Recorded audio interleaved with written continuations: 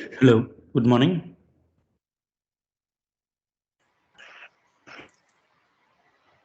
Good morning, sir.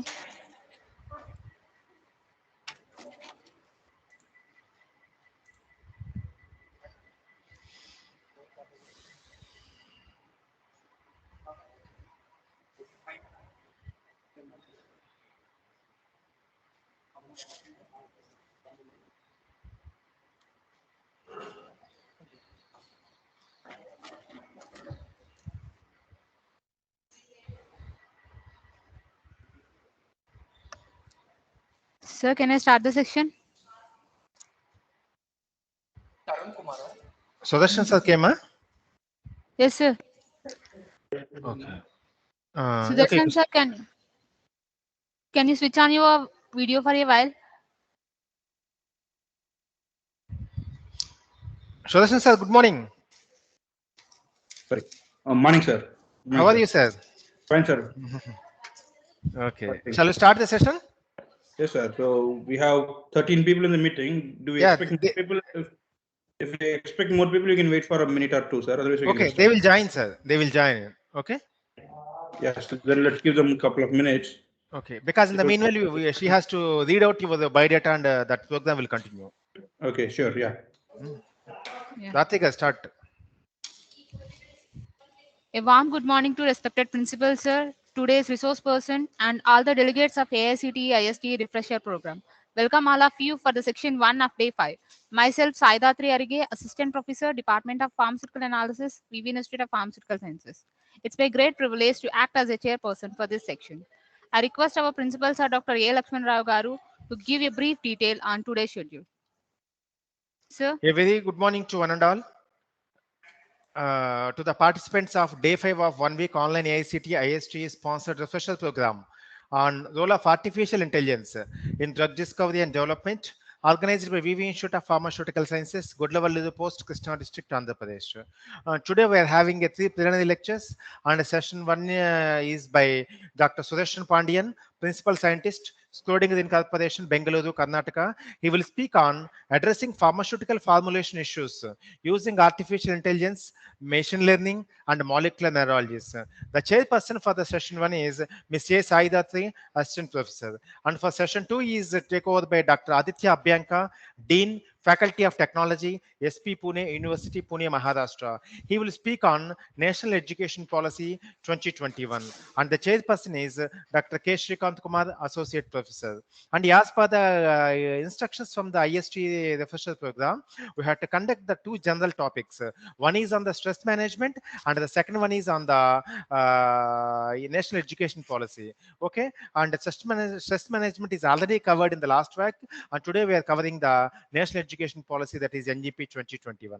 And next come to third session by Dr. N. Srinivas, Professor, National Institute of Pharmaceutical Education Research, Hyderabad, Telangana. He will speak on applications of artificial intelligence in drug discovery and development, and the chairperson for third session is Mr. V. Vinod Kumar, Assistant Professor. Now, I hand over the session to Ms. A. Saidatri Garu, Chairperson for today's first session, to introduce the today's resource person, first speaker, to the participants.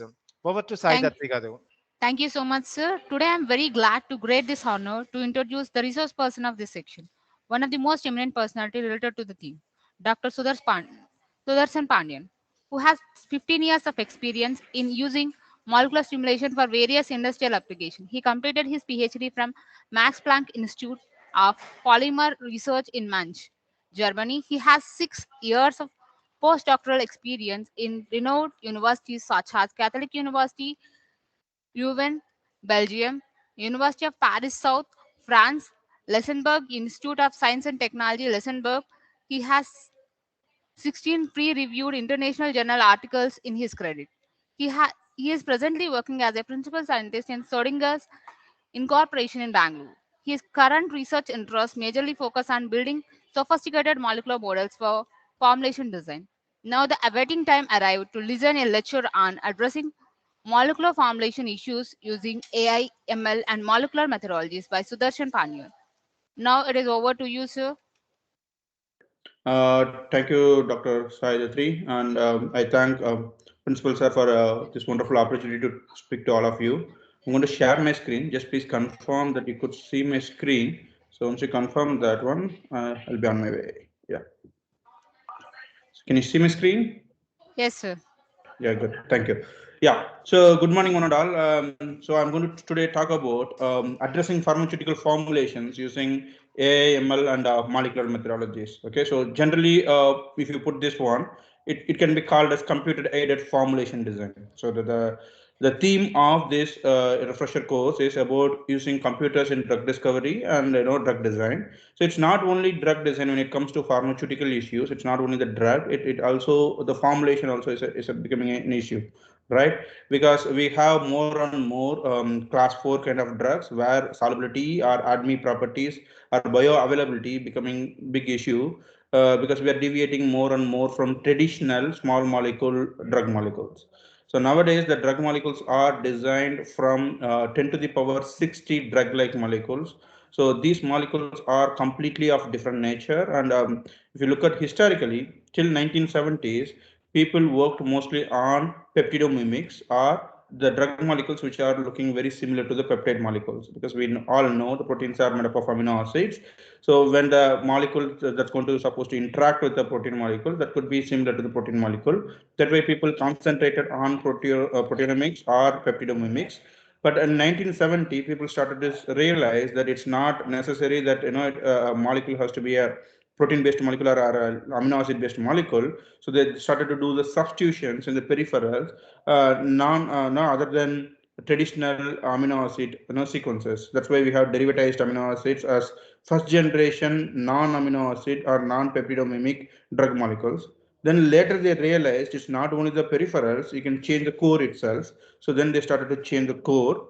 Now, if you look at, we are in generation 5 drug molecules where we have issues like solubility, issues like bioavailability, and we have to worry about the ever increasing control of FDA, that about the impurities, about the profiling, about you have to have different formulations for different age groups. So these are all making the life of formulator much more difficult. So can we use this term computer aided formulation design, or can we use computers to address this kind of ever increasing problems in the formulation aspect, pharmaceutics problems? When it comes to computer aided drug design, it's kind of already a matured area. In over the last 30 years, we look at it. So the number of drug molecules suggested by computers or number of drug molecules that are designed using computers have increased enormously. Last year, we have about 42 FDA approved drug molecules, out of which 36 are from computers, not so computer suggested molecules. So that means it shows the maturity of computer aided drug design. So when it comes to computer aided formulation design, people are just started to talk about it over the last decade, especially in the last 5 years. Industries are especially looking at it with a much more openness, with a much more open heart. Because of that, they are able to solve the formulation issues in a much more effective way. Whereas in the academia, still it's a budding area. Only very few universities or few colleges, pharma colleges, they have picked up it as a domain and they are developing it. And in my opinion, this is going to play a crucial role in next decade to come, since this is a refresher course and this is going to be one which is going to shed light on the unknown areas. This is the one which is supposed to open the new doors for us. So that's why I picked this particular topic, computer aided formulation design. So how can we use computers to address formulation design, especially using artificial intelligence or machine learning approach, or using molecular methodologies? So in here, I'm going to divide this talk into two different sections. So first, I'm going to talk about AI and ML part, and then we are going to switch to specific topics and specific problems in the molecular methodology section. So we will now I'll take your questions at the end of the talk. In case if you feel this has to be addressed immediately, please unmute yourself. We are such a small group, so you can unmute yourself and ask me a question. I'll be glad to answer your question during the course of the presentation also. So I come from Strodinger. Strodinger started as a software company developing molecular simulation software, but now we are collaborative partners to major pharma companies, major materials companies, and now we collaboratively develop or we collaboratively design new therapeutics or new drug molecules as well as new formulation related materials or No, it's not only formulation related materials. We work with companies like Boeing or Samsung to design materials that is of interest for materials world also. So Schrodinger is a company started as a company, no, by scientists coming across, coming from different backgrounds. So they came together, they started this company to address how can we use effectively computer simulations for addressing real life research problems. But now we have two FDA approved drug molecules, six molecules in pipeline, and there are numerous number of collaborations with our collaborators in top 25 pharma companies, where we collaboratively design drug molecules for them. So that's the mission for the student here. So improve the human health at any cost using computers. So when it comes to what kind of platform we use for that one, we use physics-based modeling. So whatever you studied in schools, or I don't know, your undergrad in the physics papers. So all those equations, all those theories are now converted into computer programs. Using these computer programs, we can understand how the materials are behaving at the molecular level and how they are giving rise to the macroscopic property, and that can be modeled using this physics-based modeling approach. I'll show you a few examples there down the road. Okay. So then when it comes to machine learning and deep learning, so using existing data, how can we generate new data? How can we generate new predictions? How can we expect what to what would be the outcome of a particular experiment? So we use machine learning and deep learning approaches for that particular option. Then interface informatics, which combines both physics-based and as well as the machine learning approach for the industries. The enterprise informatics, it allows the people to work with a collaborative research environment. For example, Eli Lilly is a company which has 5 research centers across the globe. They have one in Bangalore, they have one in Spain, they have two in US, one in China. So now these researchers are working as packets, so their ideas are not being shared between them, very often. So once in a week or once in a month, they have project discussions. During these project discussions, after hours of presentations, they can share their ideas. Instead, now using this enterprise informatics, the ideas are updated almost instantaneously. If 5 people are working in different project, same project in different sites, from different sites, so they can update their ideas, they can update their information about that particular molecule's progress. For example, somebody is designing using computational approach in Bangalore, so the Chinese guy is going to synthesize it, and test it, so he can update the data in the same same panel. It would be instantaneously updated. The progress of the project can be followed very easily, without meetings, without presentations. You know what is the status of your project. The stakeholders can look at the details, and then they can take a decision based on the data available to them instantaneously. So that's what enterprise informatics does for us. So everything starts with simple idea of physics based models.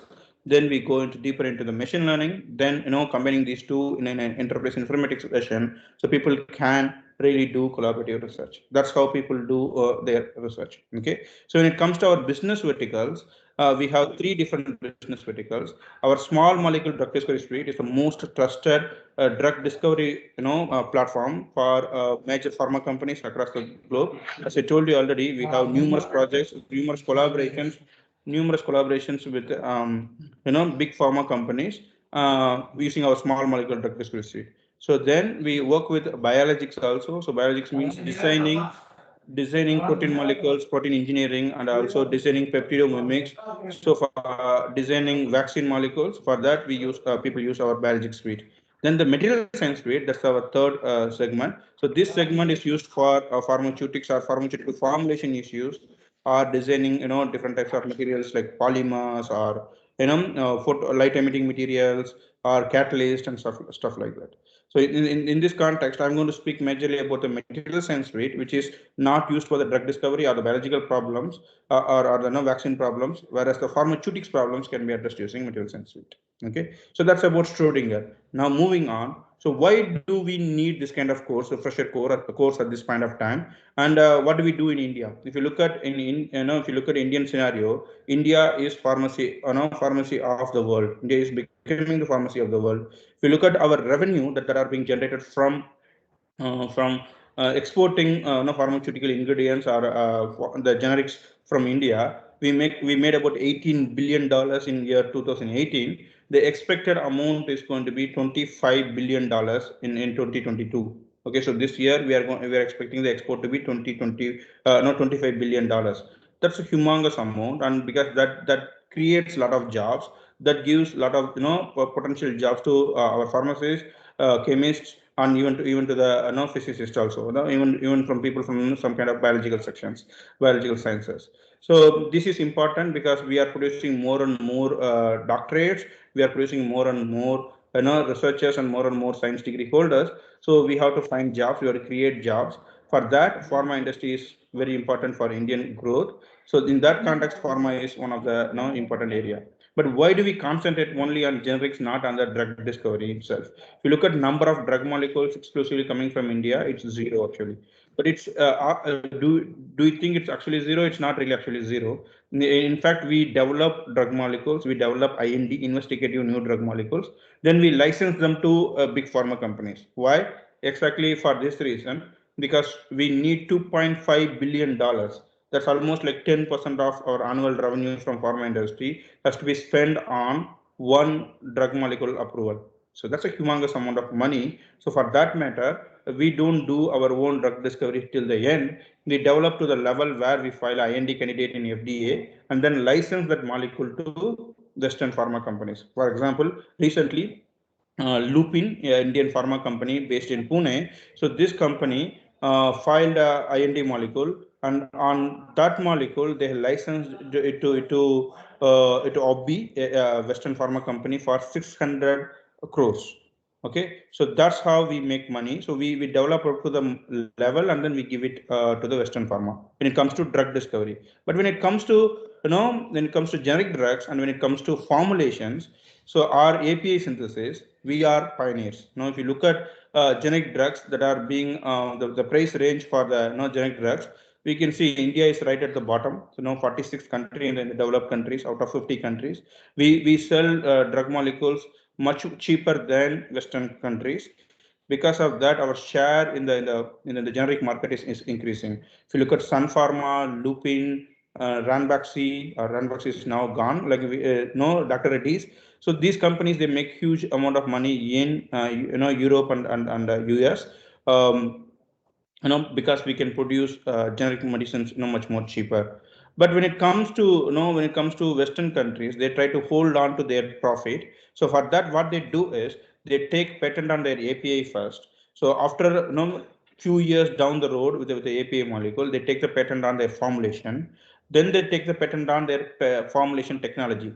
So that way they can have control over that particular drug molecule for a longer duration. Whereas companies in India, generic companies or companies which are producing generic medicines, they have to build up alternate formulations for the drug molecules that are coming out of the patent bind. So if we can start working on that kind of projects where we can design the formulation before the molecule is going to be expired, so that we can approach FDA as soon as the molecule expires and then reach the market second in queue. Obviously, the company which designed the molecule is going to be already exist in the market. We can be the second player in the same for the same molecule, much with a much more cheaper price, so that we can capture the market. That's how India dominate the generic market. So that's why our pharma companies invest huge amount of money on designing new formulation projects or the formulation of the drug molecules that are coming out of the patents. That's where we spend our money R&D budget. Okay, so when it comes to when it comes to designing these formulations, it's a very critical problem. See, once we know what molecule we have to design these formulations, we have to spend really good amount of time and money and skill set, labor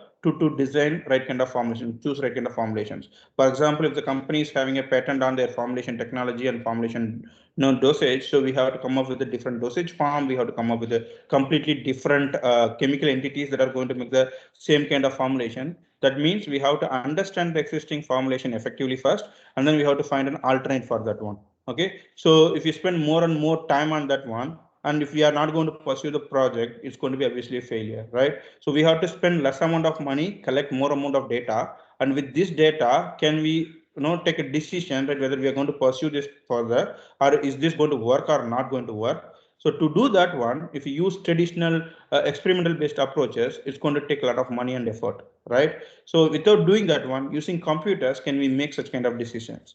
Can we choose or cherry pick our problem set so that where the success is going to be definite. So that's what Indian companies have to do. That's what Indian companies have started doing also. Okay, when it comes to Indian context.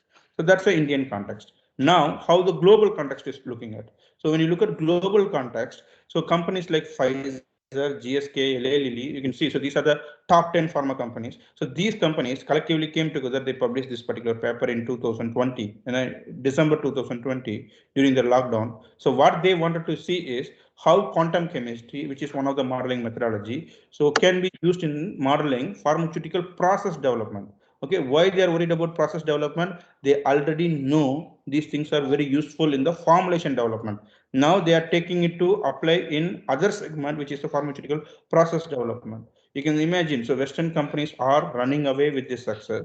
So Indian companies are catching up. In the last 3 years, we have sold software to many Indian pharma companies in this context. Okay, so why academia is not picking it up? So if you look at research environment, it's a two side of the same coin, right? Like if you look at sometimes the the data, the research methodology flows from academia to industry. Sometimes the vice versa is true because it's the technology which comes through the industry are usually expensive. No, for them to for the academia to access this expensive methodologies or expensive technology is going to take some time because the technology has to evolve to a level where it can be afforded by the academia. So then academia would adopt the technology and produce more and more data. If you look at the other way around, academia work on different materials. For example, beta cyclodextrin. If you look at Indian pharma colleges, especially in last decade or so, the most number of projects or most number of research projects are being done using beta cyclodextrin. Okay, but if you look at the number of commercial products that are available using beta cyclodextrin, before 4 years it was none, zero. But now in the last 4 years, there are four commercially available drug molecules or formulations which are using beta cyclodextrin. I'm absolutely certain there is going to be more and more coming into picture. Okay, so this is the information which flew no which flowed from academia to industry. Okay, whereas the technology flows from industry to academia. So if this is the way. So here at this point of time, this technology is being considered as an expensive technology, AIML or molecular modeling for formulations. But what we offer at Schrodinger is we offer at a 90%, 95% discounted price for academia compared to the industry. Why we offer at that price? Now, what is the the selfish behavior behind that one? Because we need skilled manpower in India to develop this computer-aided formulation discovery area. If you look at Eli Lilly, a company which has 16 modelers working on pharmaceutical formulations in Bangalore alone. Okay, so they hired most of their modelers from Western countries. These are Indians who worked in Western countries.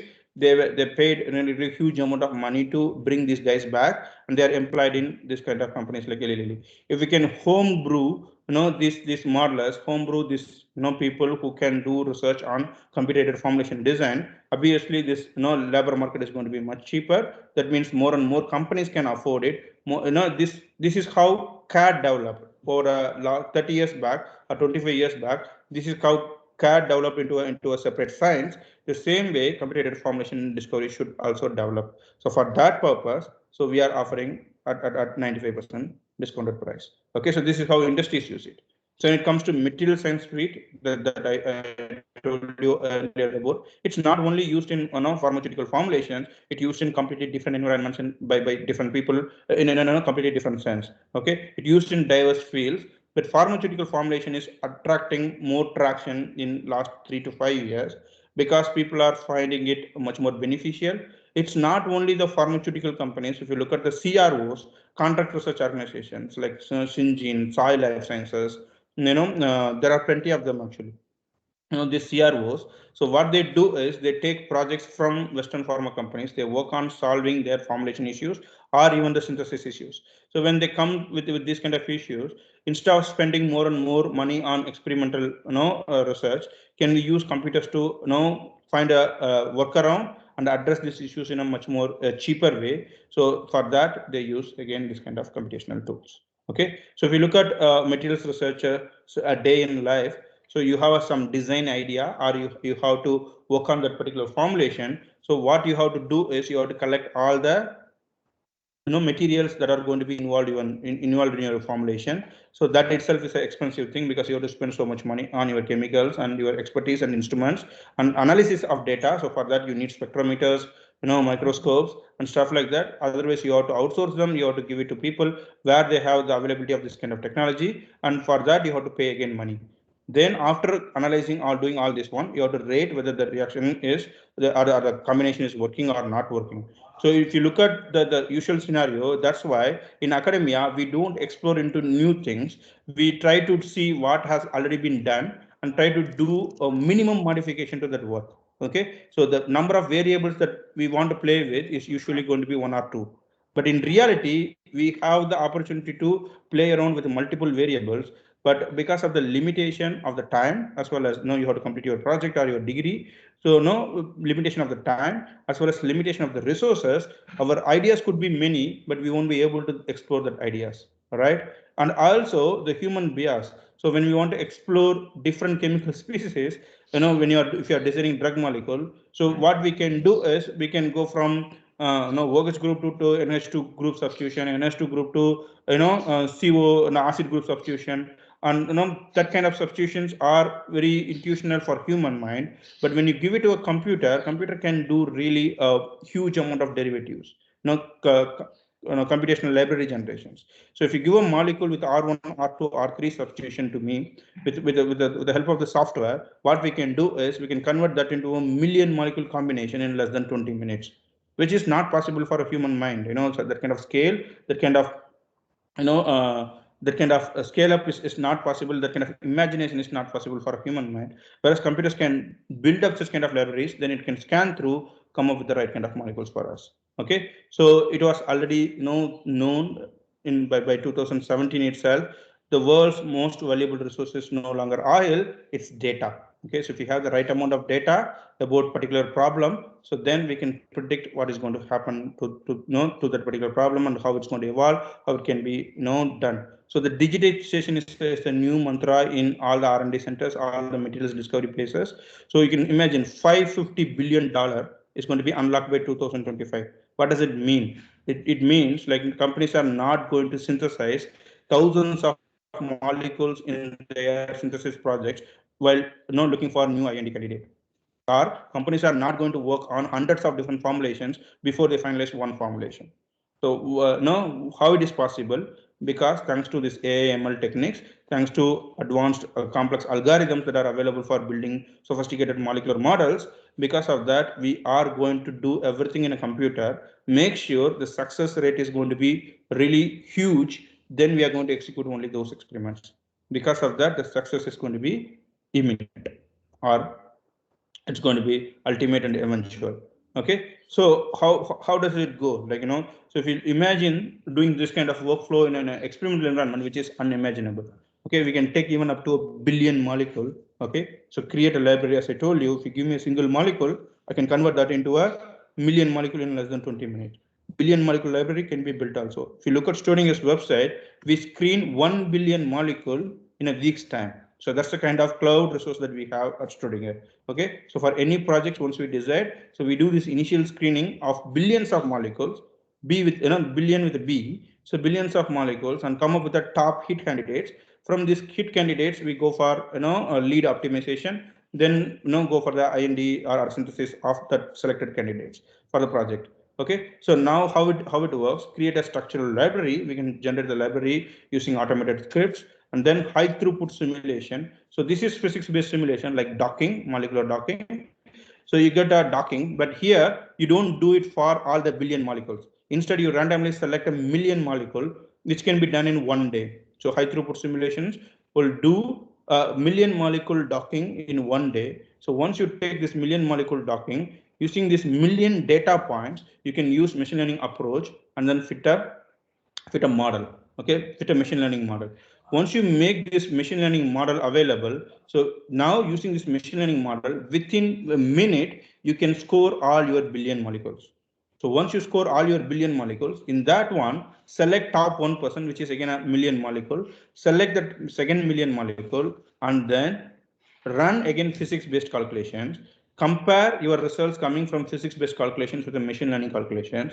If they are in sync, about 90% correlation there, then you can trust your machine learning model and then select the top candidates from your machine learning model, go for synthesis, like few hundred molecules or something like that, or go for a grouping and then go for the lead optimization. If the correlation is not above 90%, what you can do is use that data, million plus million, 2 million molecules to retrain your machine learning model. So that's a reverse loop. No, it's called reinforced learning or active learning. So where you can learn you can improve your machine learning models accuracy level, then repeat this cycle 2 or 3 times. You will get to eventually to the best model possible for your data set available. Then you can select the top candidates based on this machine learning approach. So this is how companies reduce their amount of time spent on screening, virtual screening. Okay, so this is about virtual screening. So once I have the top level candidates, we have to switch back to physics-based modeling to finalize which candidate is going to work. Okay, when it comes to materials design, so materials design, you can see in enumerator library, I have millions of molecules. Then I'm running some physics-based approach. Based on this physics-based approach, I select the candidates, and the selected candidates will be tested again using the force field based approach. If they pass through all the filters, these are going to be approved for experimental testing. Okay, so 52 years worth of work is done in 16 days time. Okay, so that's the kind of scale up. You are scaling, you are scanning through millions and billions of molecules, coming up with the top candidates with short span of time. That's the advantage of using AI and ML techniques. Okay, so I'm a pharmacist, I'm a pharmaceutics guy. Do I really have to understand this language of AI and ML? Do you have to really, be an expert in using this technique? Do I really have to spend time on learning coding on Python or understanding these machine learning things in an effective way to use them? In reality, no. Okay, why? If you know your research problem, if you know your data set effectively well, then you can use these tools in an automated way. So we have developed a tool called Auto QSAR, so automated quantitative structure activity relationship, in combination with a deep learning and machine learning approach. So where you can give your data set and the code will auto pick your descriptors. The code will train itself and then come back to you with the final report. Okay, so it's all automatically done. You don't need to worry about, you have to worry about getting the right kind of data set. So here is an example. Okay, so if you use our auto QSR without the deep chem, without the deep learning, so here's the fit, which is giving about 76% accurate model. If you want to get up to this 76% or 0.76 is the correlation, to a correlation of 0.76 with a human developed model on QSAR model, it would take humongous amount time for you. You have to do multiple repetitions of this QSR fitting. So then you will end up in this kind of R square value. Whereas with a single run, with a few minutes, you will be able to get this model without any machine learning approach. Okay, so this was done for 8,773 data points on aqueous solubility. Okay, so this is from AutoQSR. Now we can plug it in this information into a deep chem machine learning based approach, where you can see the R square value is increased by another 0.12, 12%. So the model is much more accurate. Okay, so it would take like 4 to 6 hours time to accurately build a machine learning model like this. Okay, 4 to 6 hours extra, that's it. Okay, so the same kind of data can be fit on your docking scores, same kind of data can be fit on your melting points, same kind of data can be fit on your miscibility, solubility parameter. Okay, so our bond dissociation energies could be any property. Okay, so that's the kind of advantage of using AI and ML approaches. Here is another one. Okay, evaporation temperature. So what's the temperature at which the molecules can evaporate? With 1147 data points, the model's accuracy level is 0.9. Machine learning predicted evaporation temperature. Okay, so that's the kind of model. Again, 4 to 6 hours time, you get a model. So do we need really this many number of data points? Well, actually, if you have more data points, obviously your domain of applicability is going to be much higher. So your prediction is going to be much better. But in most cases, we won't be able to get that one. So in this case, critical micellar concentration. So here we have only 83 data points. So with this 83 data points, we fit a model which is giving about 0.8% or 80% accuracy level. Okay. So now based on this 83 data points, we can play with the aliphatic chain length or how we can do a substitutions in the polar head, or how many kind of hydroxyl groups that we need. So we can play around with that one to find out the right kind of molecule that's going to give a effective missile concentration. So that's or we can pick the right kind of molecule for our problem set. So that's again machine learning based approach. So these are the machine learning based approach. But if you look at these machine learning models, so these are generic models. These are not problem specific models. What I mean by problem specific models, when I say problem specific model, you are working on a project which has a fixed API, which is fixed set of pharmaceutical ingredients or excipients. Okay, so now you have to find how it works, why it works, and why it is not working. So can I do a machine learning model for that one? Well, for that you need to try at least 100 different combinations. You need to have the data for the 100 different combinations, but that's going to be expensive one, right? So in those cases, people are working on a workaround to find a model that can solve that kind of issues. But I'm working on picking the right kind of excipient. So I have API. I want a surfactant with a particular micellar concentration, or particular excipient with a melting point of certain value, a particular excipient with a solubility value of certain value. So that can be selected from this kind of machine learning models.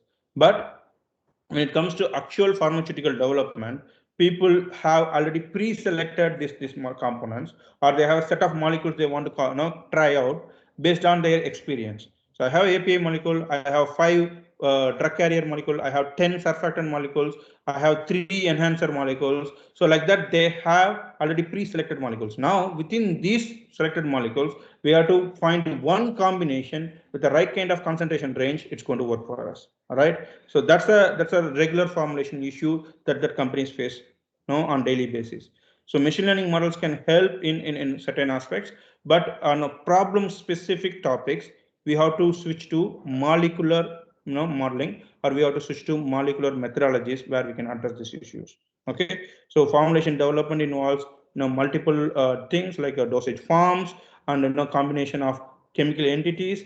So it's a quite a complex issue rather than drug discovery, where you have to worry only about the activity of the given molecule with respect to the protein. Here it is a combination of different components, and they have to work together. They have to do their role perfectly well, and we have to worry about the concentration. We have to worry about their stability. There are quite a few issues.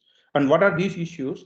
These issues are choosing the right kind of excipients. For example, if I'm starting a formulation problem, I have API molecule, I want to choose the right kind of excipients which are going to work with it. Okay. So then understanding a role of excipient. So what does this excipient do in this formulation? How it makes it more stable? Is it making it more stable, or is it making it more available at the right release conditions, or is it making it sustained release, or slow release, or on a fast release, quick release? So how this excipient is playing a role in this particular formulation. Then, if the formulation is okay, how its physical stability is. Is it going to be stable throughout the entire temperature range of 20 degrees to 45 degrees Celsius, or is it going to be stable only at low temperatures, or is it going to be stable only at low pHs, not at high pHs, and what is its physical stability? What about the chemical stability? Whether any component can react with any other component, form some kind of impurities, or allow some component to go through a self-degradation when it's exposed to temperature profile or light profile, what kind of things can happen there.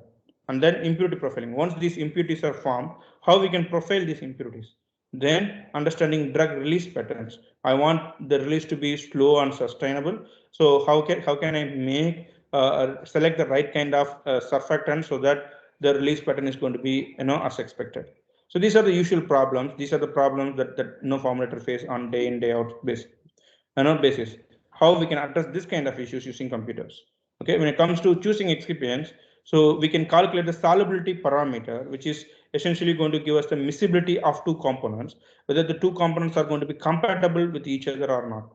Okay, for example, your surfactant need not to be compatible with your API, whereas your drug carrier has to be compatible with your API. That means when I put drug molecule with a drug carrier molecule, they are supposed to be in a single solution in an interacting form. They should not phase separate from one another. Whereas surfactant need not to be like that. Surfactant is playing only the role in the peripherals of the formulation. So we can use this miscibility value to find out right kind of combination of components in the formulation, so which are going to have a favorable interaction, which are not going to have a favorable interaction with the API molecule.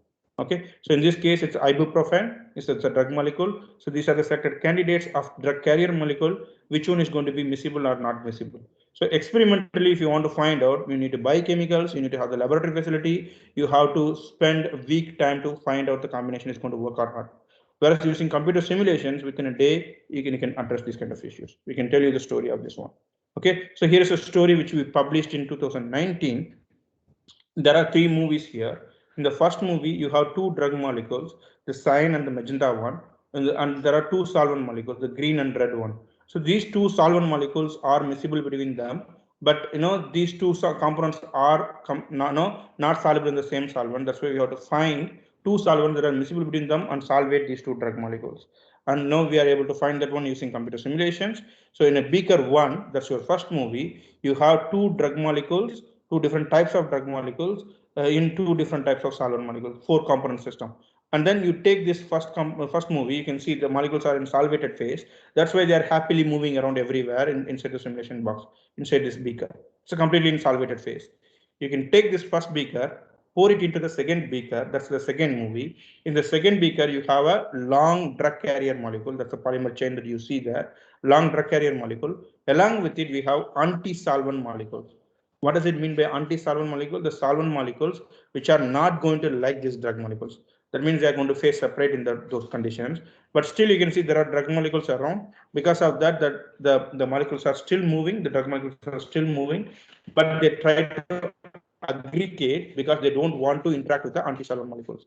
So when I don't want to see this enemy of mine, so what I do, I go and find refuge inside this big molecule, which is a polymer molecule. So I'm getting trapped in this polymer molecule.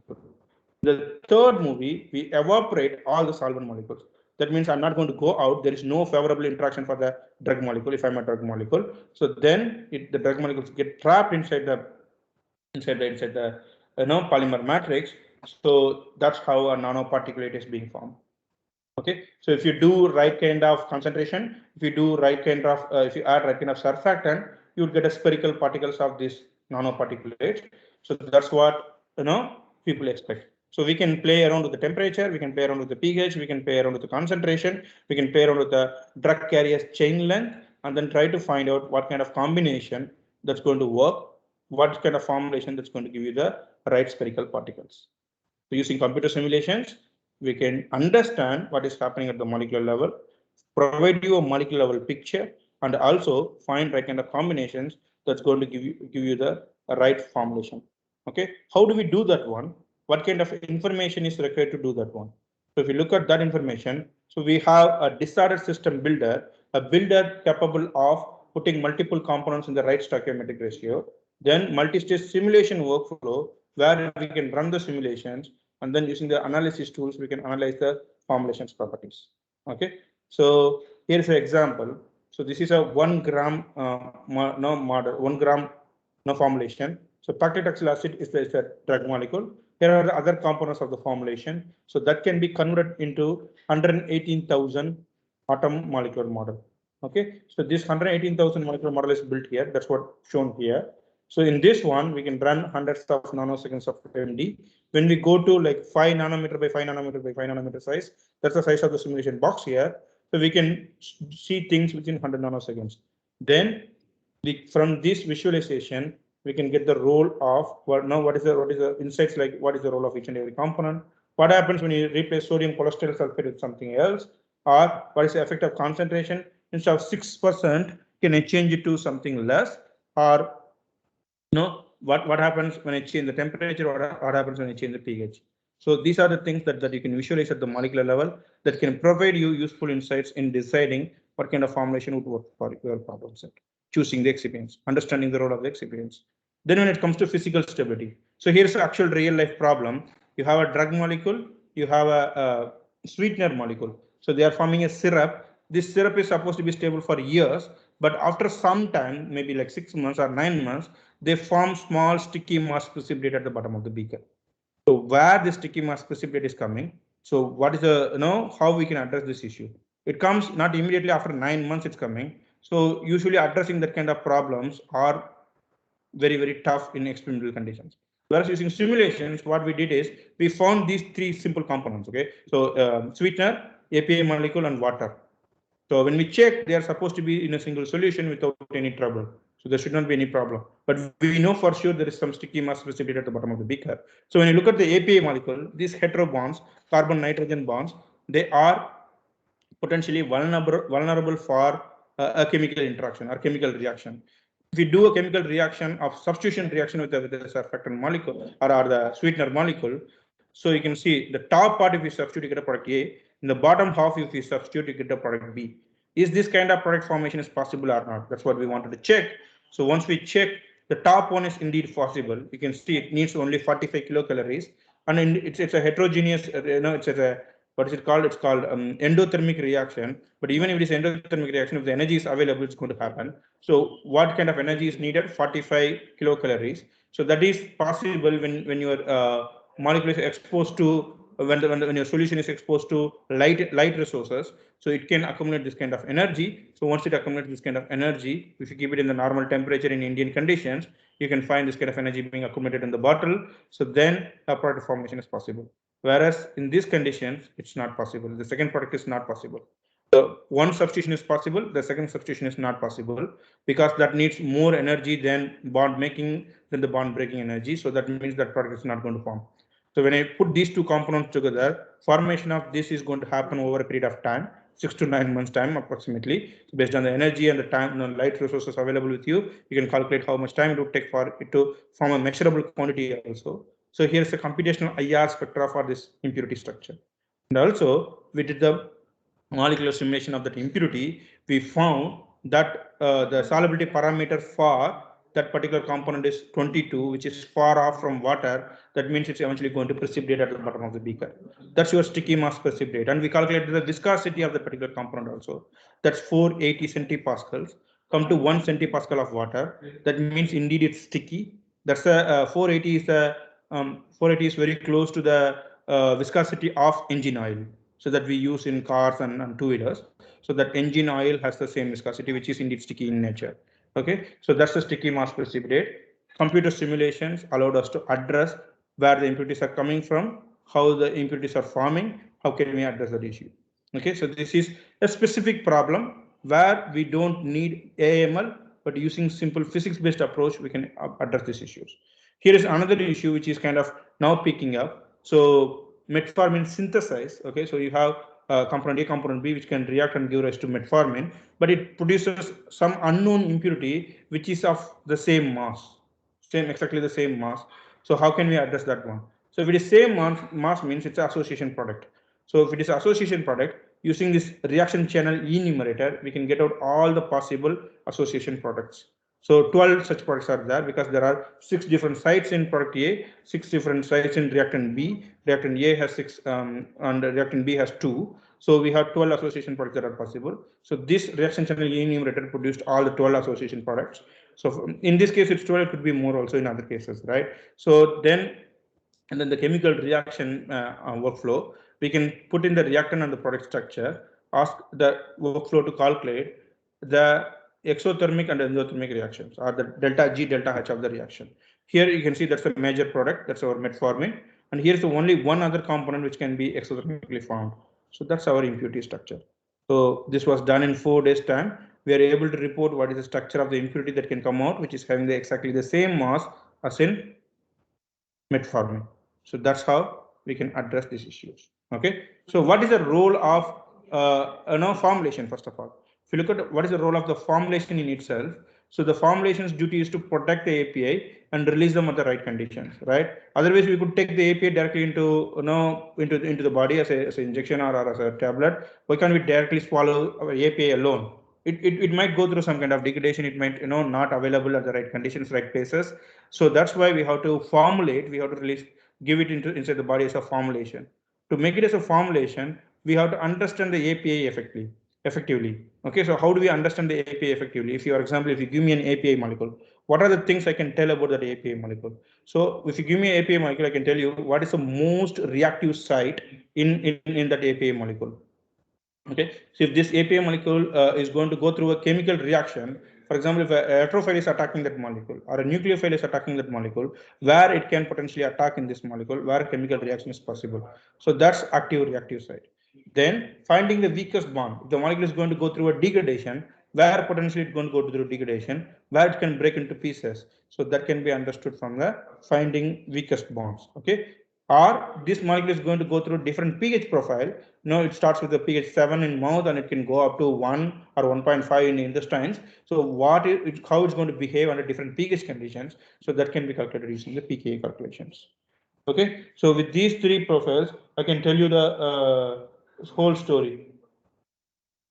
Okay, I can tell you the whole story about the API. So with these understandings, once we have these understanding about the API, we can design the formulations effectively. We can design the, it would allow us to design the right kind of formulations because we have enough data about our API molecules.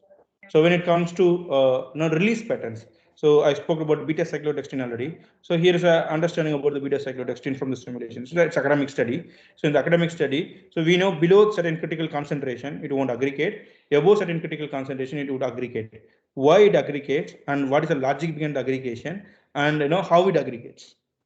Okay, so we can visualize it at the molecular level. You can see in the top movie, it aggregated, it formed a single aggregated structure. In the bottom movie, you can see that it aggregates, but it dissociates automatically by itself. Okay, so below the critical concentration. So what is happening? What kind of interactions are driving this kind of aggregations that can be modeled using computer simulations, understanding the physical phenomena.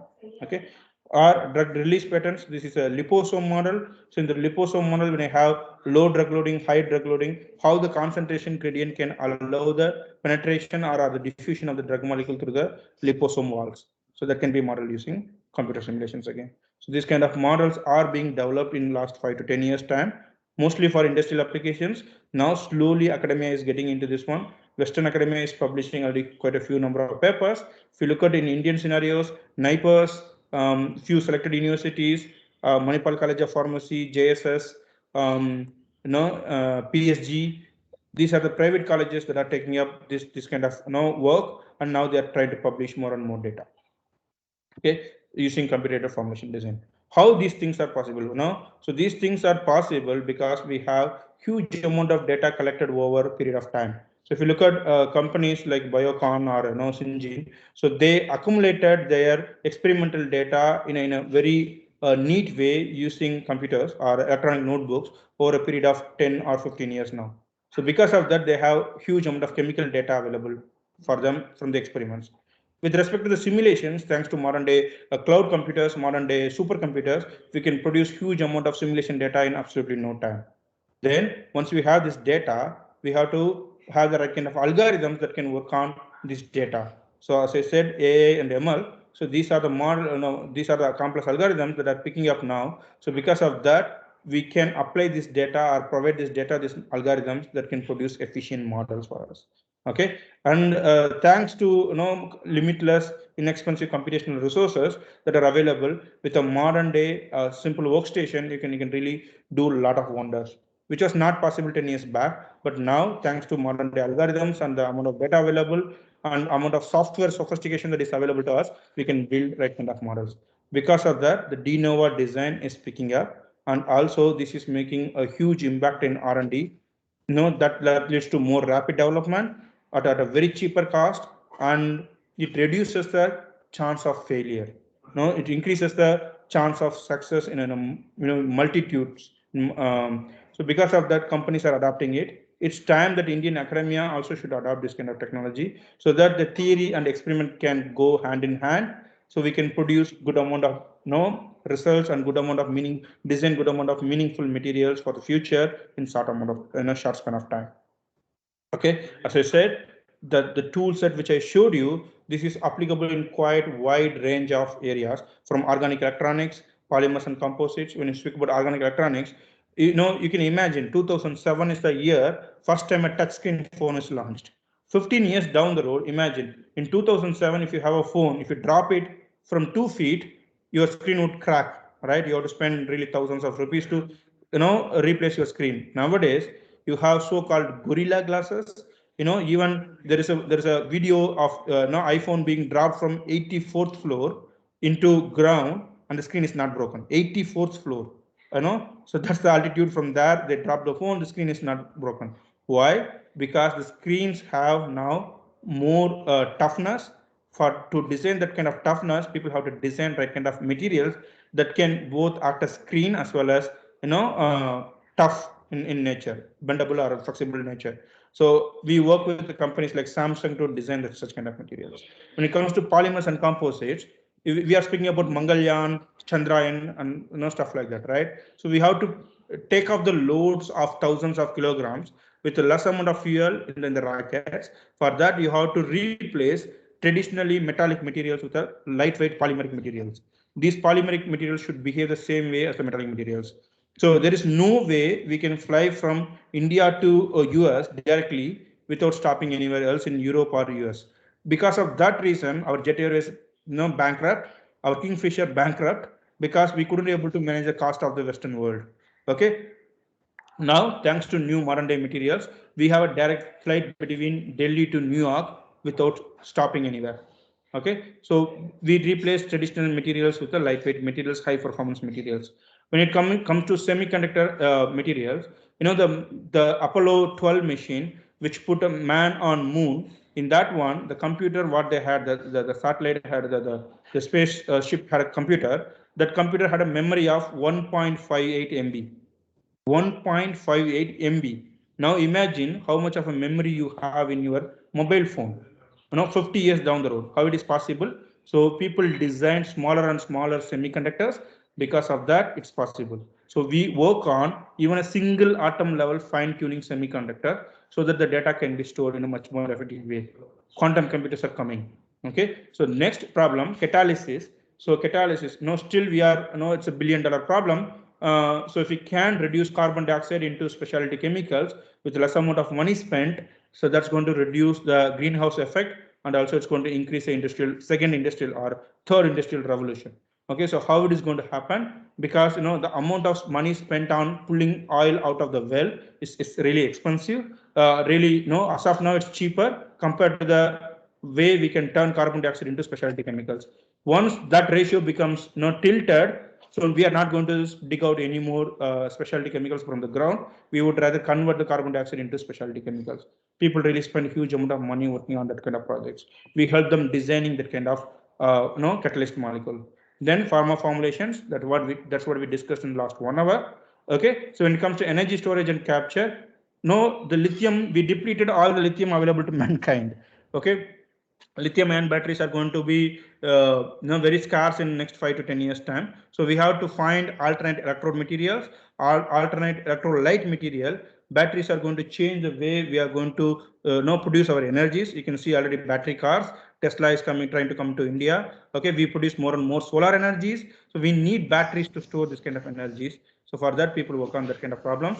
We help them to address that kind of issues.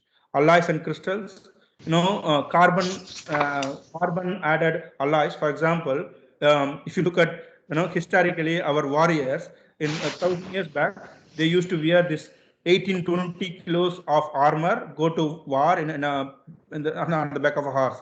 Now we have our soldiers who are fighting against bullets which are coming at very high speeds and velocities. They have to protect themselves. For that, they need a bulletproof material, and they can wear 17, 18 kilos of weight armor, right? So we have this carbon nanotube or graphene sheet embedded, lightweight, 400 grams. The weight of the armor is 400 grams, so which can stop a bullet. So that kind of materials has to be designed. So for that, people have to understand the interaction of that materials with the traditional metallic materials. So we help them in designing such kind of materials also using computer simulations. As I said, studying as material science suite is a versatile toolkit applicable in wide range of industrial areas. The thing which is important is in the form of formulations and delivery understanding, it is also working. So if you name companies like LA Lilly, Sanofi, Bayer, BMS, so these are the companies, Western companies that are using our tools. If we come to India, Biocon, Syngene, Lupin, Sun Pharma, so these are the companies. To name few, they are using our tools for their industrial problems or research problems in the commercial scale. Okay, so with this one, I want to stop my introduction and thank you for your attention. Thank you for your time. I thank principal of VV International from the college for this wonderful I, I'm glad to take any of your questions now. If you have any questions, I'll be happy to answer. Thank you, everyone. Thank you.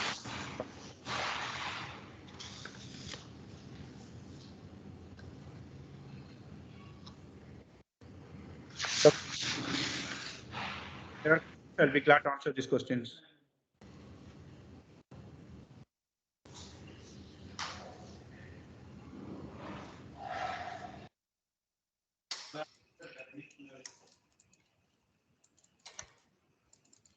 Hello. Yeah, thank you so much for your great informative section, sir. It's time for interactive section. Now the section is open for all the participants. If anyone have any queries, please unmute yourself and ask or post your queries in chat box.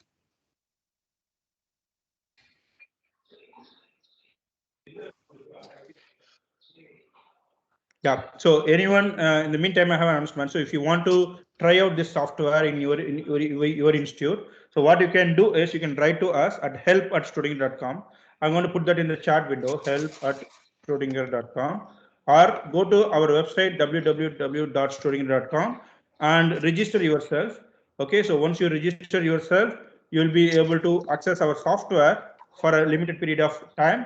So with that time, what you can do is you can explore. So how I can use this to build models of my materials or my research problems, and can I use that? No, you can publish your data also. We don't restrict you to publish your data. You can publish your data also. So we'll be happy to give you a training also, a short training on how to use the software also, free of cost, obviously. So once you find it useful, once you find it useful for long term, then only you have to purchase the software at a 95% discounted price from the industrial price.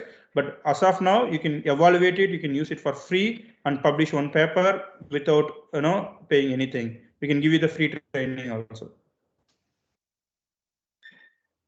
At the end of this section, once again, I wish to thank cordially, sir, for your great support and time, even in your busy schedule. It's my pleasure to collaborate with a great person like you, having a knowledge with kind heart. Now I want to present a e-certificate on the remembrance of this event. 1 second, sir. Yeah.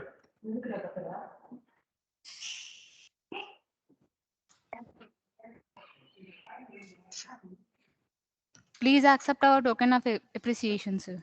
Yeah. Thank you, ma'am.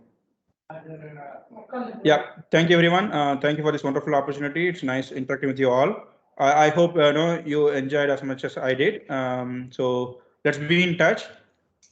Please explore this kind of new technology that would help you to improve your personal career as well as the profile of your college also. Thank you.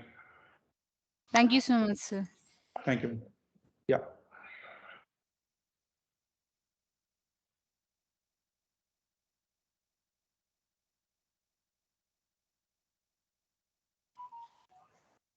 The assessment and feedback link is available in chat box. Please fill the forms. It's the time for tea break. Please rejoin for the second section at the rate of 11:15 a.m.